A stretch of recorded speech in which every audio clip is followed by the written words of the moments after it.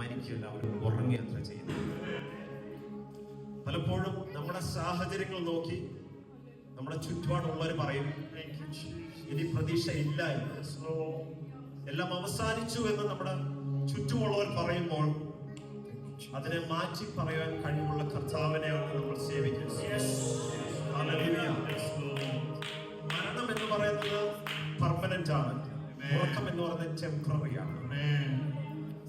നമ്മുടെ വിഷയങ്ങൾക്ക് പെർമനന്റ് ആയിട്ട് ഒരു സൊല്യൂഷൻ ഇല്ല എന്ന് പറയുമ്പോൾ, അല്ലെങ്കിൽ നമ്മുടെ പ്രശ്നങ്ങൾക്ക് ഇനി ഒരു സൊല്യൂഷൻ ഇല്ല, തീർന്നു, ദാറ്റ്സ് ഓൾ എന്ന് പറയുമ്പോൾ യേശു ക്രിസ്തു പറയുന്ന ഒരു കാര്യമുണ്ട്, നോ, നിന്റെ വിചാരങ്ങളല്ല എന്റെ വിചാരങ്ങൾ, അല്ലെങ്കിൽ നിന്റെ വഴികളുമല്ല എന്റെ വഴികൾ.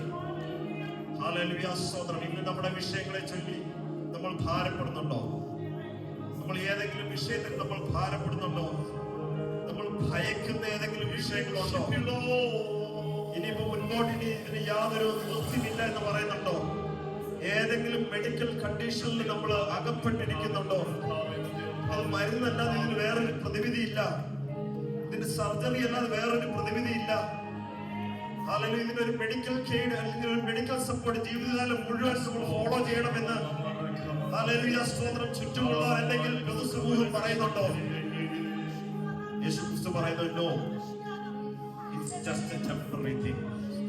ഇതിനൊരു പെർമനന്റ് സൊല്യൂഷൻ എന്റെ കയ്യിലുണ്ട്. ഹല്ലേലൂയ, സ്തോത്രം, സ്തോത്രം, സ്തോത്രം. അങ്ങനെ പറഞ്ഞപ്പോൾ കൂടി നിന്നവർ അല്ലെങ്കിൽ അവിടെ ചുറ്റും നിന്നവർ പരിഹസിച്ചു. എന്നേക്കാൾ കഴിയാത്ത വല്ല കാര്യമുണ്ടോ എന്ന് കർത്താവ് ചോദിക്കുന്നു. നമ്മുടെ വിഷയത്തിൽ നമുക്ക് കർത്താവിലേക്ക് നമുക്ക് എത്തുമോ? ആ പ്രമാണിയെ പോലെ നമുക്ക് പറയാം, കർത്താവേ, എന്റെ കണ്ണിൻ മുന്നിൽ എന്റെ മകൾ മരിച്ചിരിക്കുകയാണ്, പക്ഷെ ഞാൻ വിശ്വസിക്കുന്ന ഒരു കാര്യമുണ്ട്, നിനക്ക് ഉയർത്തെഴുന്നേൽപ്പിക്കാൻ കഴിയും. എന്റെ ജീവിതത്തിൽ ഹല്ലേലൂയ എന്റെ വിഷയങ്ങൾ മരിച്ച നിലയിലാണ് നിൽക്കുന്നത്, പക്ഷെ അതിനൊരു ഉയർപ്പ് കൽപ്പിക്കാൻ ദൈവത്തിന് കഴിയും. ഹല്ലേലൂയ, സ്തോത്രം. ഇന്ന് നമ്മൾ വിശ്വസിക്കുന്നു.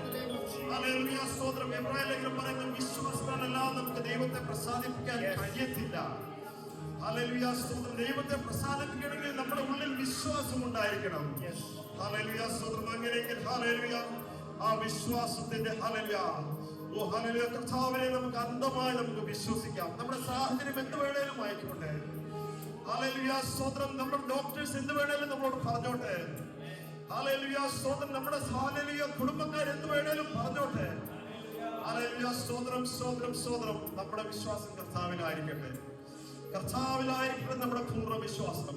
ആ വിശ്വാസത്തോടെ കർത്താവിനെ നമുക്ക് ആരാധിക്കാം.